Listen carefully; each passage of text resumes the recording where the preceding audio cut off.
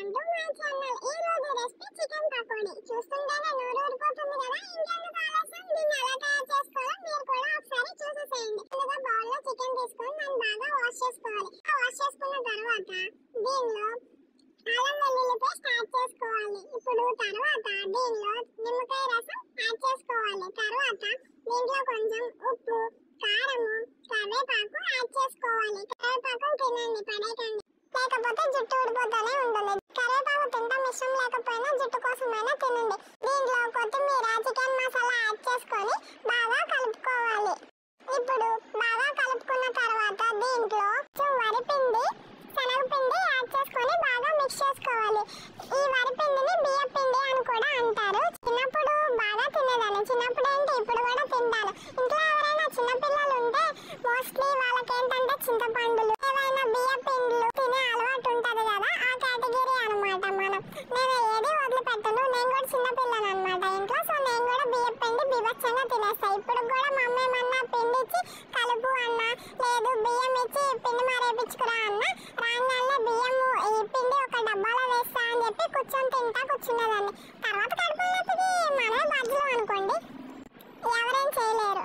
ఇప్పుడు stove on చేసుకొని ప్యాన్లో ఆయిల్ యాడ్ చేసుకోవాలి. ఆయిల్ హీట్ అయిన తర్వాత బాగా కలిపి పక్కన పెట్టుకున్న చికెన్ ని విడిగా యాడ్ చేసుకోవాలి. యాడ్ చేసుకున్న తర్వాత 2 మినిట్స్ కదలకుండా ఉంచిన తర్వాత వీటిని కలుపుకుంటా ఉండాలి.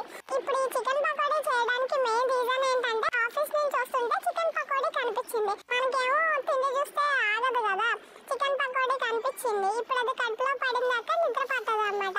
ఏం చేస్తాం, బయట ఫుడ్కి ఏమో మనం ప్రిఫరెన్స్ ఇవ్వం కదా. అందుకే చికెన్ షాప్కి వెళ్ళి 1/2 కేజీ చికెన్ పట్టుకొచ్చేసా.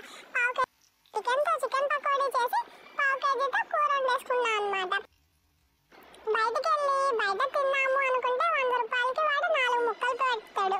ఆ 4 ముక్కలేమో మనకి సరిపోవు. అదేదో ఆ 100 రూపాయలతో చికెన్ షాప్కి వెళ్తే 1/2 కేజీ చికెన్ వచ్చింది. అందుకే చికెన్ తెచ్చి చేసేసా. ఏంటి 100 రూపాయలకి కకృతి అని అనుకోమాకండి. అంతకుముందు మనం కూడా బీభత్సంగా ఖర్చు పెట్టాం. జాబ్లో జాయిన్ అయిన తర్వాత మనీకి వాల్యూ అంటే ఏంటో తెలిసింది. సో 100 రూపాయలు కూడా ఇంపార్టెంట్, 10 రూపాయలైనా ఇంపార్టెంటే అన్న దగ్గరికి వచ్చాము.